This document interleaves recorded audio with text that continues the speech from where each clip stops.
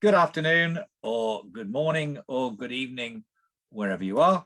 My name is Martin Smith. I'm chairman and founder of the SASIG, and it is my privilege and honor this afternoon to be facilitating this discussion, the future of the SOC, future of the Security Operations Center. And we have some distinguished panelists with us this afternoon. I am speaking from the canal boat in the background, the red and white one, near Newbury in Berkshire. At the moment, my wife and I are living on a canal narrowboat. It's a long story. And we are enjoying the most glorious weather here. I'm going to work around our panelists, and I'm going to start with Ian Morris from Secrutiny. Ian, good afternoon, sir. Who are you and where are you? Afternoon. I'm one of the founders of Secrutiny, which was 6 or 7 years ago now. And I am currently sitting in Winchester in Hampshire. And the weather looks good there as well. Anton, hello, sir. You are further away. Anton Juvakin from Google. Hello. Hello. I am further away. I am actually in the lovely, presumably, Bay Area, California. You can spot my Noogler hat that every new Googler gets right in the background. I do not have a boat. I don't live on one. I would love to, perhaps, but maybe in warmer climes than, say, UK. There's nothing wrong with the weather in the UK. Just you wear the wrong clothes. That's the difference. What was that? No. What was that hat you mentioned? A what hat? That's a Noogler hat. Every new person who joins Google gets one of the propeller hats. See there's a multicolored hat with a propeller. Got it. It kind of proves that I work at Google. That's why I'm bringing this up. Apart from that, I deal a lot with security operations challenges. I deal with some products in this area. I do a fair bit of evangelism all over the place, mostly in the security operations area. We just recently put together a really fun SOC paper on modern SOC and sort of autonomic operations in the SOC. But other than that, yeah, that's my daily life. And oh, by the way, I almost forgot the important thing. I was a Gartner analyst for about 8 years, dealing with security operations, data security, threats, detection, that type of stuff. So we've probably got the right person. Sorry, that was a Freudian slip. We've probably got the right person to talk about SOCs there. And Darren Humphreys. Hello, Darren. Hi, everybody. I'm Darren Humphreys. I'm the Global Head of Cybersecurity Operations, currently at Jaguar Land Rover. And I am based in County Durham, northeast of England. And the weather up here is nice, and it normally isn't. Well, what I didn't say at the beginning, I was actually born in Stockton-on-Tees, but that was a long time ago. I'm delighted to be here today. We've got a discussion now, which will last for about 45 minutes, and then we'll open it up for the audience. But please do submit your questions and your comments as we're going along. Pete is going to be doing some live illustrations for us as we go along. I've seen this done several times now. It's great fun. I will bring Pete in from time to time to see how we're doing on the picture. And there's also a number of questions here that I've been given to start things off. In my usual style, I will deliberately not follow the order they're given in. I'm going to start right at the beginning and ask, what is the primary function of a SOC? Ian, you and I chatted about this at the beginning. It's one of those things that's emerged over the years. What's the primary version of a SOC? What's it for? Is it CERT? Is it for operations? Is it for recovery? Is it for, covering your back? What's it there for, sir? I think it's an area that's changing very rapidly. Historically, SOC was very much the Security Operations Center, which involved, all of the security type functions inside an organization, including, keeping endpoints up to date and software versions, how they should be. But we're starting to see that as the nature of the beast changes and the significantly more breaches or incidents, we're starting to see that people are really recognizing that the SOC's primary function is the emergency response for the threat. So I would expect in the coming years that this will be known as CERT to try and avoid the confusion that the people that are in there are also responsible for worrying about, version control at the endpoint. It's definitely a changing space. I'm going to bring Darren in, if I may, right at the sharp end on the coal face. Your view on SOC? Do you have one? But I'm assuming you do. How do you perceive it? How do you use it? I'd agree with what Ian's saying. It has emerged as a field recently, and people are confused about what the outputs are. It was an organization that dealt with all things cyber. Now it's predominantly an incident response function to operational near-time threats. So it's not the longer-term risk and governance management of security operations. It is literally the drumbeat that is dictated by media, vulnerabilities, threat intelligence, what you're seeing from your own tools for security monitoring, what your end users are reporting to you as well as problems. I do think the terminology in industry does need to be worked out, because it means a lot of different things to a lot of different people, and a lot of people have different expectations on what a SOC is. Not only really when you hire and recruit people into a SOC, do they have the right skills and background, but also for your customer base. If you're an external organization purchasing the services, or in my case, I'm an internal function providing back to my internal company who funds me, it's misconstrued what the business does. I do think it needs to be fixed. I mean, the terms, SOC, CERT, virtual CERT, all of them things, they've been defined, but people have different expectations. You see that you're focusing the function of the SOC down already. Your definition, I suspect, is different to that of others. And as you've just said, it comes in many forms. We need to understand exactly what a SOC is. Anton, your view on this. What is a SOC? What's it there for? What should it be there for? I feel like I am going to mostly ride the themes that I've encountered from the other panel members so far, with maybe slight changes. And again, I lived through, when I was at Gartner, I've lived through some of the years when people did have some of the broad chartered SOCs, where SOC is kind of a team that does everything operational and security down to password changes. But I always pushed back on that vision, and I always pushed back on this for saying that ultimately SOC is a detection and response team. I always focus on the primacy of the people aspect of the SOC. So that's why I've been a pretty ardent opponent of people who say they have SOC as a service, because SOC is not software, SOC is a team. So you kind of cannot really have team as a service, even though you can have outsourcing, MDR, a lot of great services around there. But detection and response team is, to me, the heart of the SOC. So detection and response being the function, and team being kind of the essence. Of course, SOC would use tools. SOC runs on a lot of really interesting processes, from alert triage to hunting. But ultimately, the people primacy in a SOC is quite a definitional characteristic for me. And so that's a point. Where do all the other functions lie then? Because I think originally the SOC was seen as the center of operations, where all parts of the resilience process, from detection, intelligence, all the way through to reaction and response, all came together. What you're all now saying is that it has since focused downwards to detection and response.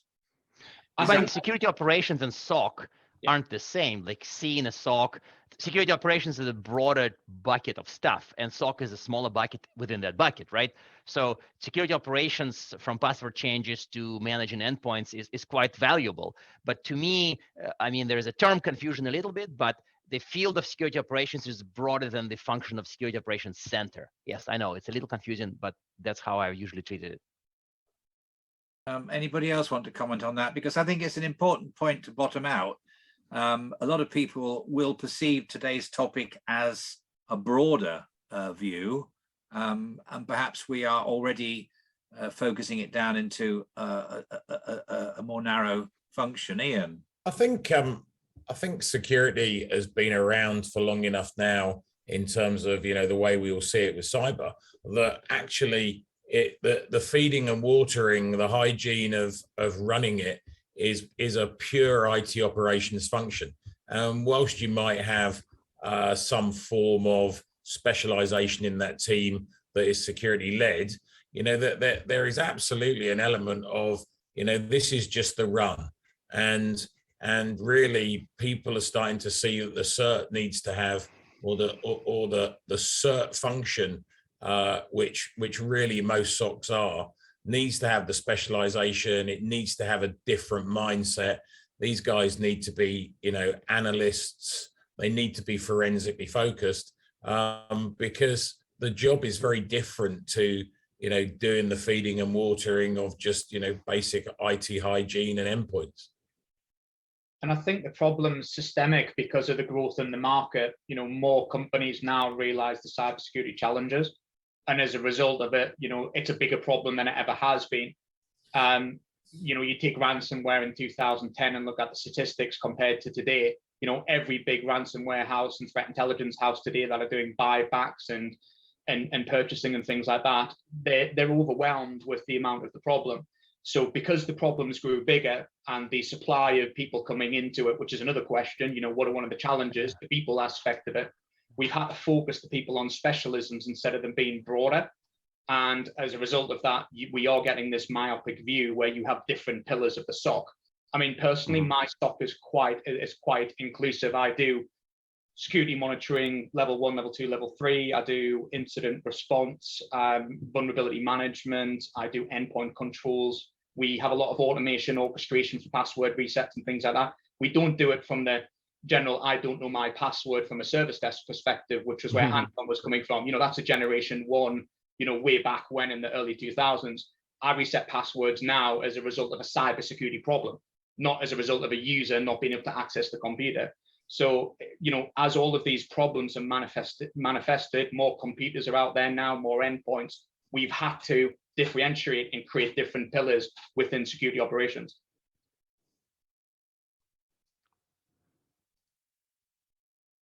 Looking really at one of the primary drivers of a SOC, in-house or outsourced. I mean, Jaguar Land Rover, significant organization. You talk about your SOC, and I'm sure that most organizations of any significance whatsoever are moving towards installing their own security operations centers, let's call it that, their own SOCs, to respond to incidents, and that's fine. But two questions come to mind. First is, what about smaller organizations? How do they resource all this? And also, how does everybody resource all this? The skills you were talking about, Darren, highly skilled people who are in short supply. So really going off into the practicalities and the biggest challenges and pitfalls of the SOC is that, do you run it in-house? And if you can, where do you find the resource, or what are the advantages or disadvantages of outsourcing, and where do they find their skills? Let me jump in for a short second before people you go ahead. You actually said or, and I want to just basically say it's a great question, except for one element. I'm just gonna take a hammer and hit that or, because to me it's the end for most companies. I've in my Gartner days, I've coined the phrase, every SOC is a hybrid SOC today. Every SOC uses some outsourcing for some functions. So to me, I would try to push the esteemed panel members away from the or and kind of towards the how can we do an and, rather than think about black and white. Is it in-house? Is it not here? It's partnership opportunities, Anton. You're absolutely right. So I do operate a hybrid SOC function. So I do make use of some MSSP functions, which I go to market and they provide to me, but I keep in-house the things that matter. Business context is the number one thing you cannot buy. So when you go through normal security monitoring, you're looking at all your MITRE attack indicators and everything that matters. What you don't know is, who are my users? What are their computers? Where do they operate from? Are they admins? What permissions do they have? Should they be accessing that file? Should they be emailing stuff to China? Should they be uploading things to different cloud services? You will never have that context. So what the hybrid model is, the best of outsourcing at the cost of hyperscale, getting in the right people and things like that, so they don't become concerns for keeping the lights turned on. We are a 24/7 SOC operation. Not everybody in my team works 24/7. We do support on call, but then the things that actually matter is when I can respond to something with the right context, the right stakeholder relationships internally with the wider parts of IT, service owners, DevOps. They are the relationships that matter, where outsourced service owners will never have it. So I'll introduce a terminology that is common across the industry for people who have worked with MSSPs and cycled through different MSSPs. You know, they typically view them as a log and flog service. We see it, we hand it to you, and we walk away from it because we can't help you. So a hybrid SOC to me was the best of both models. Yes, yes. This is just like brilliant.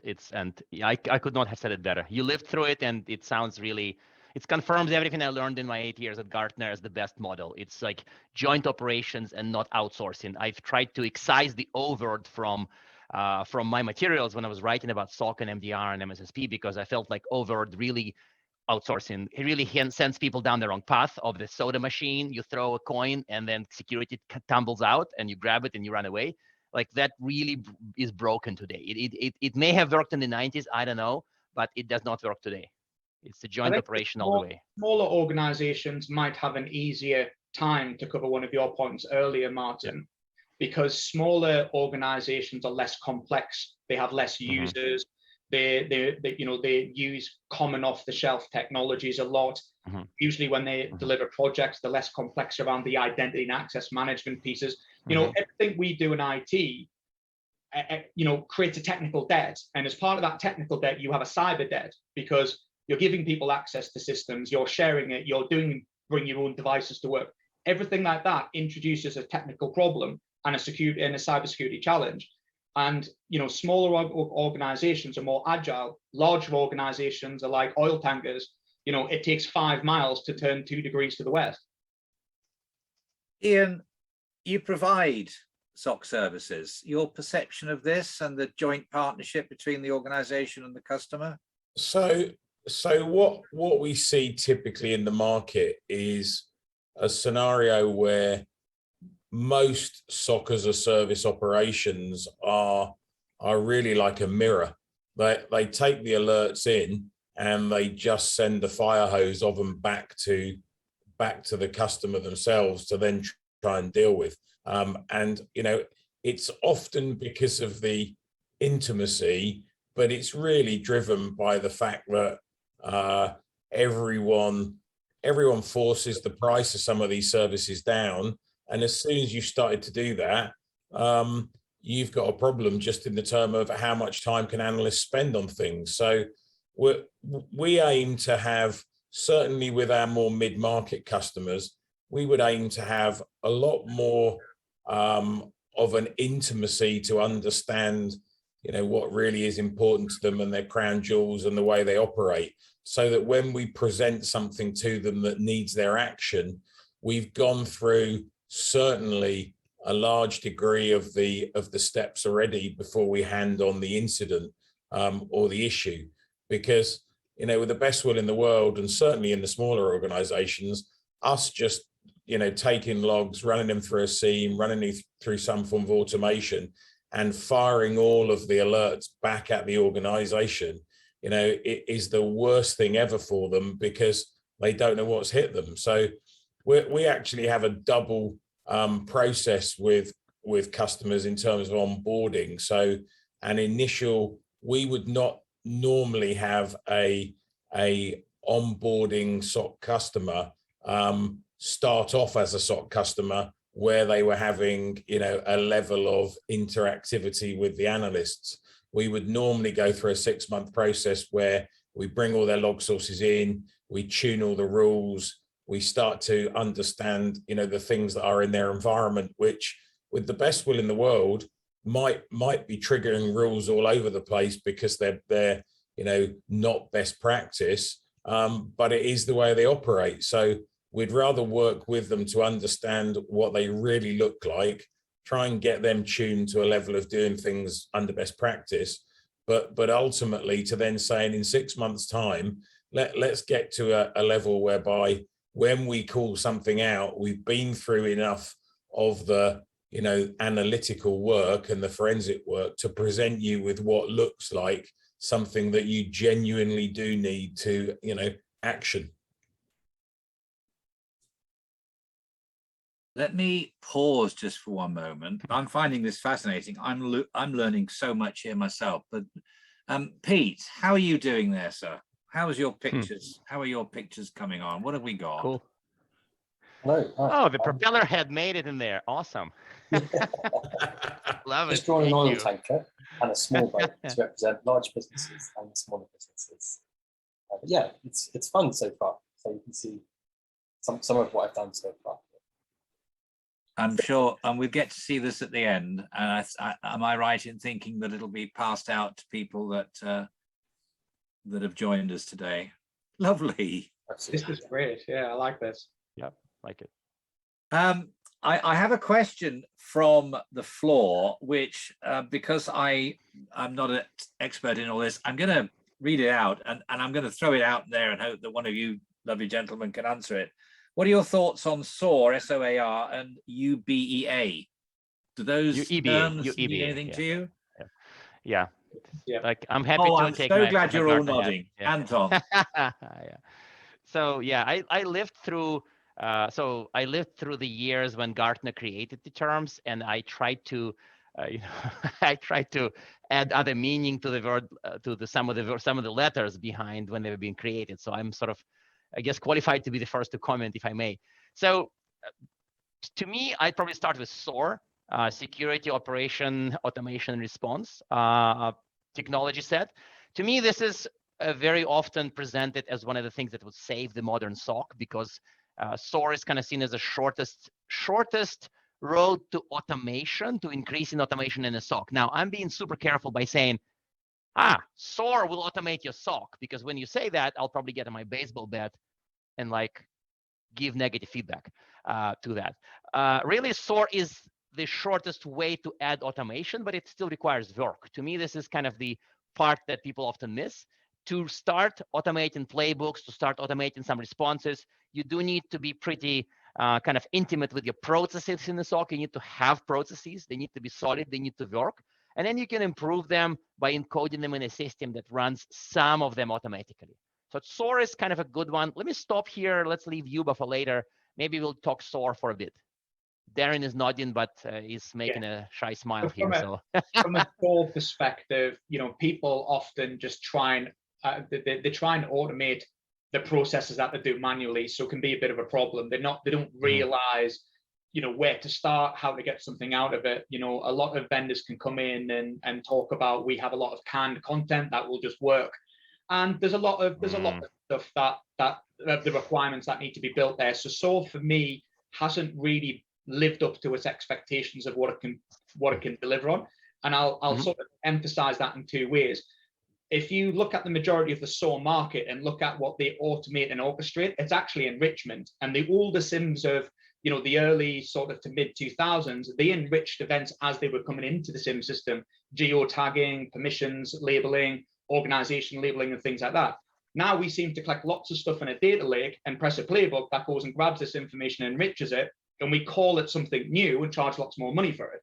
It was always there. To me, SOAR and orchestration are about the actions that take the longest time to deliver and actually shortcutting them to get a faster response time out of them.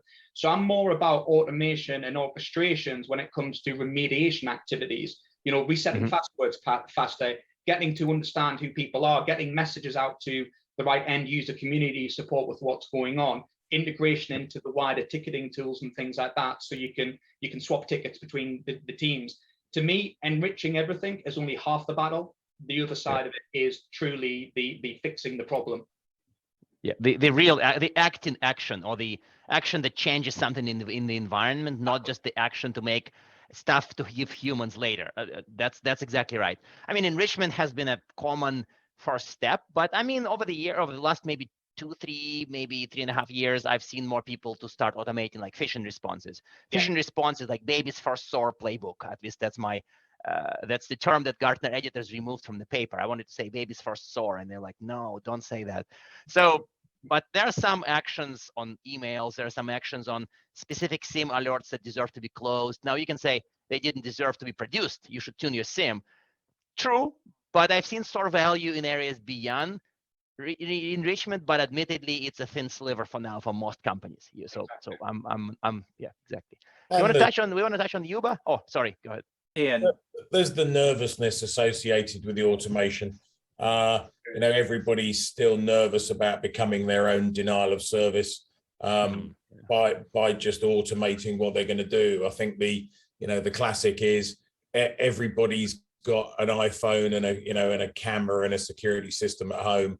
But how many of them slide the button that says, we've recognized that your phone has now left the building, therefore we're going to turn the alarm on and lock the door, and leave that same slider on which says, now you're coming towards the front door, so we'll unlock it, we'll turn the alarm off, and we'll open the windows.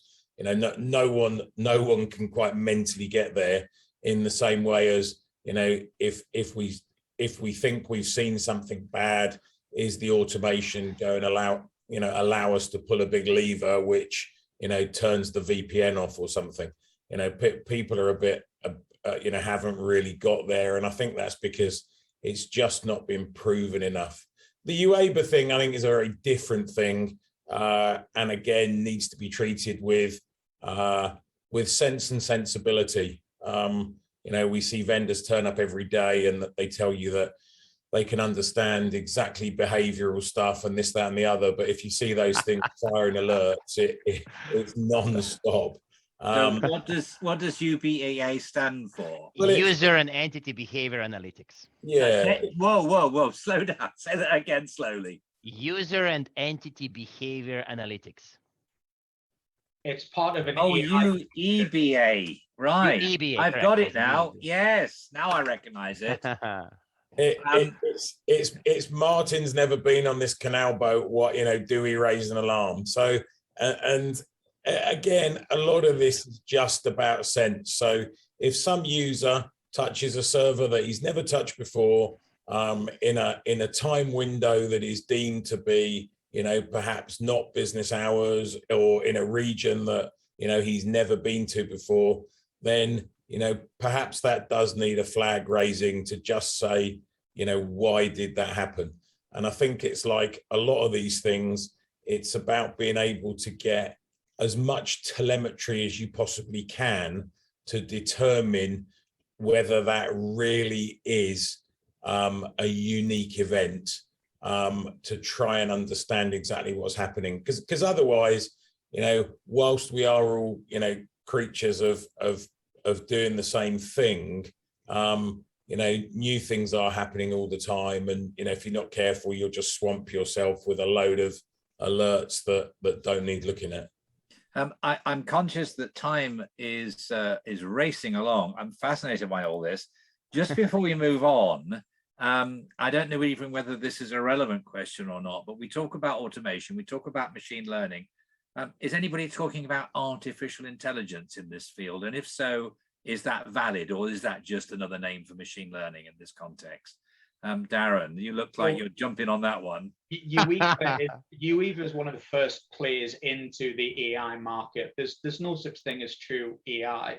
I was involved in HP's product development into this particular space. I actually have patents for a phishing email AI, which actually is in production in some major places. And I can tell you now, it's just simplistic statistical analysis, which was around from the 80s. It's the same thing. We either go most, lowest, medium, clustering, n equals nearest neighbor, Markov models. It's all the same thing. This happened, then that happened. It's just human-driven patterns of behavior that we set up. There are some interesting things that people are trying to do, but to one of Ian's points earlier, the more data you put into it, the more accurate these things are. But you pay as the consumer to throw more data into it. So it's a double-edged sword. So for your UEBA tool or your AI tool to be accurate, you have to pay more money. And to pay more money, is against the sort of, it's against the dynamic of what you're trying to pay for in the first place. So for me, there's a need for all of these tools for outlier detection. That's really what AI does. It's outliers. Something has happened for the first time and it doesn't look normal. And I do think there's a need for just the traditional SIEM. We need to detect normal indicators of compromise, TTPs, and things of interest. Anthony, yeah, that's add to that before we move on? I'm happy to. I'm happy to comment, but frankly, I may make slight adjustments to this. But like, would I say no, he's wrong. There's total machine brain that like fixes your problems. Of course not. I mean, there's no real. So Darren is right in my estimation. Yeah, is there more than the 1980 statistics? Yeah. Yes, in some auxiliary roles and some auxiliary functions for some vendors solving some things. But to me, sometimes the problem isn't that they use modern techniques. They're not getting good results. That's right. Like, can you apply more modern ML techniques? Yes. Are you guaranteed to beat signature-based detection? No. Are you going to match the effectiveness of traditional rule-based detections? Sometimes. So essentially, the 1990s techniques may beat the 1970 techniques, but not every time. Yes, exactly. I think the more important thing is what the industry is trying to do is it's trying to come up with a silver bullet to say, well, actually, here's a better way of doing it, and we're smarter, and we're quicker, and we're faster, and we've got this AI rather than a typical ability to just do pattern matching. But if we go back to the real facts, and the real facts are that there's a fact that most vendors have that will tell you that however many days some threat has actually existed in an environment before it's found. Mm-hmm. And most of them will talk about that being it normally starts with a 222 days or 192 days or whatever. And then all of a sudden this IOC, this threat gets put into the wild, and suddenly people know about it. And then what they do is they then expect to just go and be able to retro hunt and find that in their SIEM environment, but they've actually only got 30, 60 or 90 days worth of data. So if that existed 100 days ago, they're never ever going to see it anyway. So a lot of what people are doing is they're building SOCs based on a SIEM infrastructure.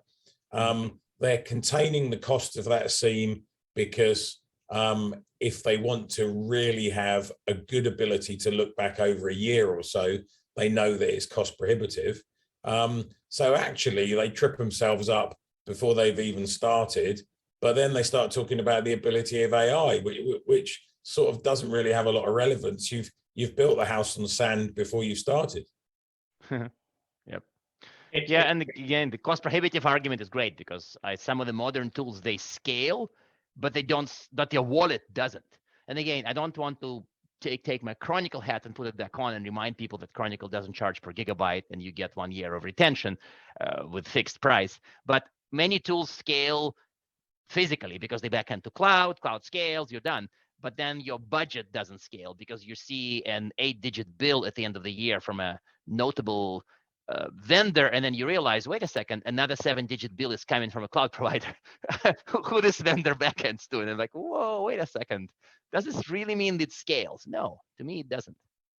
And the thing is, it's that price of the what if insurance, right? What happens if I need to go back 91 days, 180 days, and I haven't got that log management infrastructure? That after the fact one-time investigation could be worth, I think the average cyber breach in the UK for mid-market and onwards is about 2 million on average. Mm-hmm. You just have to have this infrastructure once, and it will help you. If you don't have it, and you have GDPR fines and all the other fines, and you have to pay for forensics to come in and manually do it, that bill would go significantly up.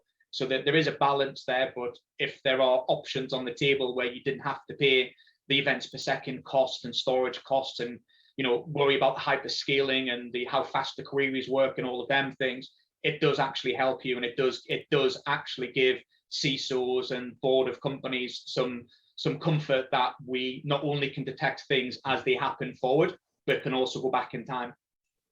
Well, we've done very well because we've worked for 35 minutes here without mentioning the compliance word. Oh, it's the modern era. It's in 2021. It's not 2014 anymore, right? Well, yes, but to a lot of people, it still figures hugely in their considerations. Just to say to the audience, if you want to join in the conversation, please let us know. I've got about another 10 minutes of formal discussion, and then I know that we'd like to open up to the floor. So just prepare yourself if you wish to join in, but you can join in any time just by letting us know. But you know, it's all about logs. That was something Ian and I were talking at the beginning, that whatever else you say, you have to be able to, in many ways, insure yourself against incidents by either being able to identify more or to prove evidentially what you've done. Ian, we talked about this at the beginning. Is this all about logs? Is this all about reaction? It's about having the ability to piece things together and have a timeline of what happens. You know, if SIEM's been around for 20 plus years, you've seen the market morph towards the whole EDR, NDR space. And the reason you've seen that happen actually is because EDR is pretty simple. If all I'm looking at is the endpoint data, and I don't have to worry about anything encrypted because I've got an agent on the endpoint, so nothing's encrypted, I can see everything that endpoint is doing. But in terms of an investigation, I've got no timeline as to what they did on the rest of the environment, where they came for a proxy, what happened on the firewall. I've got none of that activity, and I think as we go forward, we're going to see the traditional sort of SIEM SOC requirements for proxy and endpoint data and firewall data and DNS and things like that. You're going to see that extend out a lot to being application server logs, SaaS logs. You're going to need to know what the user did from and where he went to be able to draw this complete picture. And and then talking UABA, if you are going to go down that user behavior piece, you're going to need to be able to stitch the end-to-end behavior of what someone does in their everyday life, because you're going to need that to compare to the fact that someone's behavior was completely different because they were jumping around and they might have been hitting the same places, but their data flows didn't look the same because they weren't behaving like a real user. That they were just trying to work out what they could access and where they could get to. So absolutely, this is going to be a game about the more logs you can get, the better the intricacy of the story, and the better chance you've got of defeating the guys that really are trying to hide their behavior and what they're doing. So yeah, it's going to be about more. It's not going to be about less, without a doubt. Yeah, I got that point. We've had a question from the floor as well. What's the role of playbooks in all of this? Darren, do you use playbooks in this environment? We do. We make use of playbooks. I guess we have three different information types of playbooks. We have playbooks which are in our source systems, which are blocks and flowchart diagrams that we detect things on, keep us honest with what we're doing from our automation orchestration flows of what we're doing. We have analyst and task checklists built out as well. So every alert has a task and checklist. And then we also have the things for auditors, right? We have paper-based playbooks, which are really detailed. What I would say for the audience is, everybody likes to see the 20-page document about how to write a playbook for malware. Nobody uses it in my SOC. Nobody uses it in real life. Because it's too hard to read. We use the one that's simple because we're trained analysts. So, if any CISOs are watching, stop making us write 20-page documents when I can write it in one A4 page. That sounds. And like you know what reminds people why not? It's a stress of the incident response, stress, or even just a difficult alert triage. When people are stressed, stressed people, 20-page documents. No, they don't plug into each other. They don't connect. Stressed people, one-pagers. Yeah. The importance of the playbook is getting some quality control and consistency. Yes. You need your analysts repeating their behavior in an incident. And if an incident is malware based, you need them all to behave in the same way. And you need to be constantly tuning those playbooks to recognize that there's a newer way or a better way of doing something, and then getting everybody to follow that, because otherwise you'll just have, you'll have a maverick approach to trying to find things. And, whilst you'll potentially find some really interesting things that you might not have surfaced, you'll miss a lot of the standard noise. And hackers are smart. They're trying to create evasion techniques all over the place. So if they can have 10 analysts working on 10 different things in 10 different ways, they'll love the confusion that's going on in the SOC, because they'll be doing something that they really want to do, which no one else will see. Yeah, which is important, but that balance of the different, so the education of the analysts and the maturity of the process for repeatability is very important. And I think that's more of an orientation when people first enter into the SOC, so everybody works the same way. But on a day-to-day operation where I'm, where analysts, and I do demand of my team the standard statistics, but if they're looking at 4 to 6 alerts per analyst hour, reading a 20-page document will take 1 hour. So they need to be trained, and then they need to go down to simple help checklists and task lists. And the SOAR tools actually do a really good job with their visualizations and their balance on that. So playbooks are very important. Thank you. Can I, before we move on to the final part of the session, Pete, can we come back to you? How's your picture coming along? Could you talk us through it? What have we got going on in here? So I guess what I'm drawing at the moment is on the bottom right, I've got this question about automation and a SOAR, and I've got this user and entity behavior analytics with somebody with their smartphone being denied access. And then I was just in the middle of drawing analyst response and the panic. Pete, your voice is quite distorted. Could you talk a bit closer to your microphone, perhaps? How was that? That's much better. That's better. Okay. Right. Can you start again, please? Yeah. Sorry. Okay. So I was just drawing in the bottom right here. You can see coming down from automation and the SOAR, we've got this right at the bottom right, user and entity behavior analytics. And we've got a character who's being denied access from their smartphone. And then I was just drawing the analyst response, the sort of panic. And I've just got a thought bubble coming out of one of their heads and a 20-page document that you guys have been referencing. So I was having fun drawing up that scene. Yeah, I'm quite sure. Read that on your smartphone.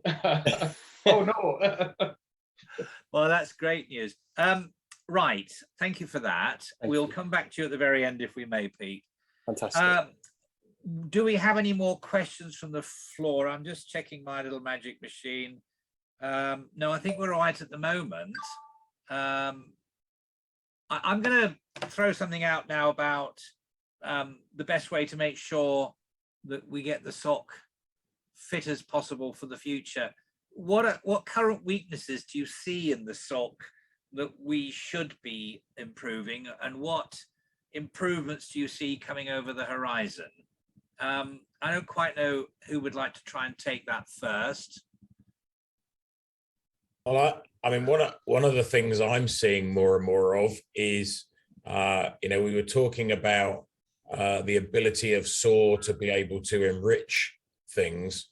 The one thing I'm seeing a lot of is a lot more augmented information that appears around the analyst screen. So whereas an analyst will see various different things and look at various logs, they'll be then going to other data sources to then search those, to then try and get some references and to perform their own information feed. And what you're starting to see now is you're starting to see a lot more of that stuff augmented into the analyst screen, so that as he's scrolling through various different log sources, the screen capture is already picking up IP addresses and domains and things like that, and it's starting to produce all of that data as referenceable data around his screen. So he sort of sits in one environment, but is being fed all of the other information, and so he gets a real-time view as he's scrolling of what's really happening, and then he can add his own information to that and share it amongst the team. So I think the one thing that's making the SOC job easier for the analyst.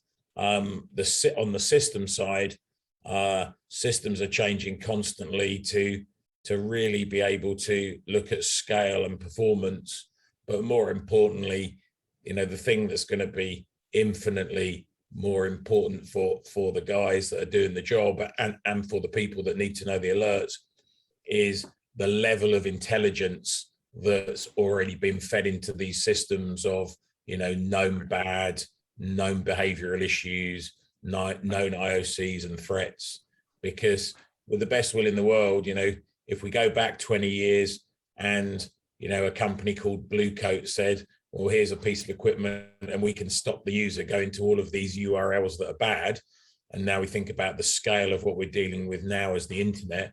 That the guys that have got the real information, really are the big cloud providers, and they've got invaluable threat information because that they see bad probably in 60% of the traffic that goes across the internet.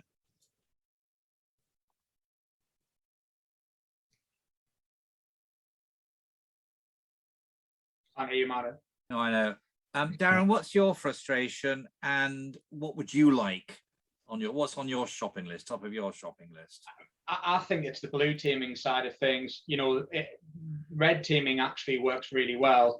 I used to be an ex-penetration tester back in the day, and you look at forums and things now, and I listen to my threat intelligence suppliers and experts, and hackers collaborate. Different people get involved in different parts of the sequencing of attack because they're specialists in different fields.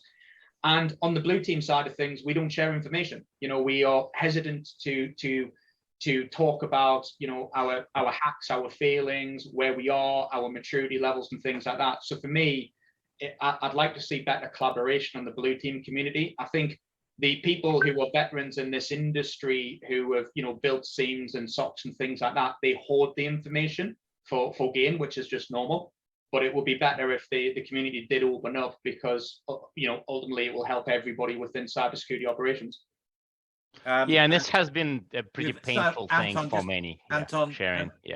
Hang on a sec. Just want to say we've a point come up here that someone said they found purple team exercise very useful as well. It is. Purple team's a combination of doing that red versus blue equals purple. So anybody who has a SIEM, and people who have worked with me know this well, you need to test the cause and effect of your SIEM. Don't just trust that it's going to do it out of the box. Run some testing, hacking against it, all of them things to see if you're getting the right level of indicators and tuning it properly. So the purple teaming actually works really well. Anton, I interrupted you, sir. I apologize. Oh, no, sorry. It was just a side comment to that frustration, is that I'll leave it for my own remark. That's fine. What about threat intelligence, gentlemen? I'm a great believer in that the most defended castle is the one where you've got scouts way over the horizon looking at the enemy coming within. Where does threat intelligence fit into all of this? And Darren, you're nodding away there, sir. We make use of threat intelligence a lot. And threat intelligence means different things to different people as well. So we have a service that's provided to us. We get indicators of compromise, we get bulletins, and we develop our threat intelligence externally. What I would say people aren't doing enough of is using their own internal generated threat intelligence, right? You're being attacked. So who are you being attacked by? Do your own research, figure out if these are repeatable, are they threat actors, or can you affiliate tools and techniques towards bad practices in your IT. So in my IT, we make a lot of a use of a lot of bad practices using PSExec to move software packages instead of using proper software distribution tools. We RDP chains, so we take information from one place, log into a machine through RDP, put it all there, use an RDP from that machine and go to 10 other machines and laterally move. And all these things look like hackers. So what you need to do is have this intelligence and generate it to actually help people and educate people on what the concerns are within the business, and actually prioritize what needs to be done. But the biggest problem that we have is event fatigue, and as Ian mentioned through some of the augmented stuff right now, the whole point of that is to try and make it quicker, faster, and at scale, because it's IT is growing, complexity is growing, all of them things. So threat intelligence is a really good way to actually get to the things that matter, prioritize the things that matter, and and the things that don't matter, leave it until another day, because you can't deal with everything in real time. Can I come back to Ian? We were talking about your wish list. What would you like to see improvements? What changes would you welcome? I think the things that are coming through are going to be the automation pieces that are allowing you to get some confidence in the data that's hitting you. So, we will frequently be running exercises to try and prove that alerts are getting to SOARs, and that that those are queuing up in the right orders and things like that. And it's quite a manual process to be able to try and prove that a lot of these are happening, because they're not built into a lot of the tools. So to try and prove that you're seeing all of the data you need from an endpoint, from a firewall, and it is all turning up chronologically, or certainly the systems are reordering, is pretty important.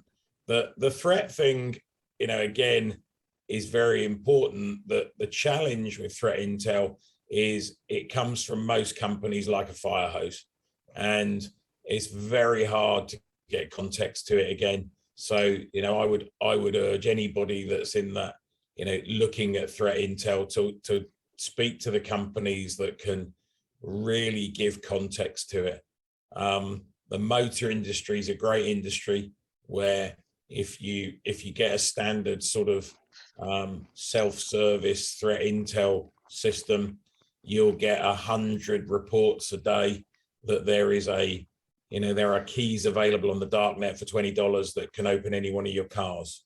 The reality about that is whilst you look at it and sort of it has an element of a wow factor, trying to consume that data in terms of who do you give it to inside the organization that can even react to it, it's actually just noise that you're never ever going to take away.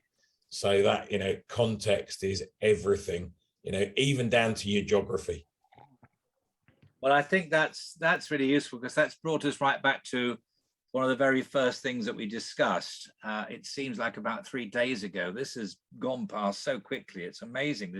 I have loved this discussion, and thank you to each of our panelists. But we started this with the whole concept of context, and the concept of sharing the responsibility of the SOC between the organization itself and specialist advisors and services. I'm going to ask if we could have one final look at Pete's illustration to see how we've gone so far. Pete, how are you doing there? If you could talk to your microphone, that would be helpful. Yes, hello. You don't seem to have a lot of space left, which is really good. Since we've reached the end of the discussion, but I see context there at the bottom there. Definitely got context in there, pointing to a car. Yeah. So I was just going to say my Apple Pencil is steaming from drawing so fast, and I feel like this is quite a rich picture here with information. Yeah. So I was just colouring in bits here. You can see in the left here, just near to the context in the car. I'm just colouring in around the notion that it's a team, and the people element that came to that's a callback to the very beginning. I've got what else? I got a brain in a vat, to the point that it's AI isn't general intelligence, it's pattern recognition, or it's more like pattern recognition. Yeah, let me see. I have the threats at the top. Just remind me, I love the aeroplane. I'm ex-Air Force. Just remind me where the aeroplane came in. So that's a sort of metaphor for threats. So I tried to draw on the side of the airplane a sort of hacker in a black hoodie on the side of the plane. So it's a threat vector. I got it now. On here, it looks like a mantle clock, but I'm with you now. That's just the detail. That's the detail. Yeah. It's the bomber. That's wonderful. Thanks, Pete. And I'm guessing that again, I'm gonna say this. It's gonna be available to everybody that's listening today. Yeah. Gentlemen, our time has come to a conclusion, and as I said several times now, I found this fascinating. I've learned so much today. Ian, any final farewell greeting to our guests today, Ian? No, I mean, I think the only thing that I've noticed in the last few months from going and spending time in our SOC is how much richer the experience is actually seeing the guys back in the office. It was brutal for them when they were all working from home because they just weren't able to bounce off each other. So hopefully that will stay that way as we move into the winter. Anton, any final thoughts, sir? I would still say that remember that SOC is a team. That's one item. That's the tooling, the processes are quite critical. They're important, this and that, but ultimately without a team, you have nothing. That's one. Automation is useful, great theme. It helps, it works, but most likely there's a journey to that and you wouldn't automate. You don't have crazy expectations about automated SOC for the foreseeable future. And the third one would be the reminder about the joint ops and the fact that most SOCs would be hybrid SOCs. You would have to be doing some stuff on your own. Even for an SMB, you would have provider do a lot more, but it doesn't mean you would do nothing. So it's sort of a different balance between the joint operations, but it's joint nonetheless. And Darren, it all comes together at you, sir. You're out there right at the coalface. I would say make sure you set the right expectations of what it is your SOC needs to do. So what is the scope of your SOC? Have good success criteria, set the right expectations, and remember it's a journey. It's not something that you can be good at within a year. It takes a while to get good at it, and it takes a while to actually get really good outputs and measurability as well. So, you have to just bear with it. For me, I would say it would take typically about 3 years to get a SOC to a mature place. You can shortcut that by having a really good service provider and a partner who understands your problems in your journey, but have the right expectations. Thank you very much indeed. Thank you to our audience for your contributions and questions. Thank you to Secrutiny for today, Ian and the team. Just to conclude my own role in all of this, Secrutiny is one of SASIG's valued supporters. SASIG, the Security Awareness Special Interest Group, we do webinars like this 3 or 4 times a week, and Secrutiny has contributed to them throughout lockdown, and without their contribution, the contribution from our other supporters, we'd have been lost as well.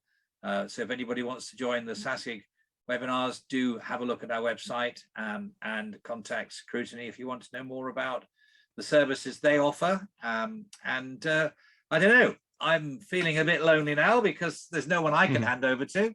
So with that, I shall bring this fabulous session to a close from a glorious waterside in Berkshire, from the west coast of America, from the northeast of England, and all points that our listeners have joined us today from. Have a good evening, and hopefully we'll see you at another one of these events soon. Take care, everybody. Thanks, Bye-bye. Martin. Bye now. Perfect.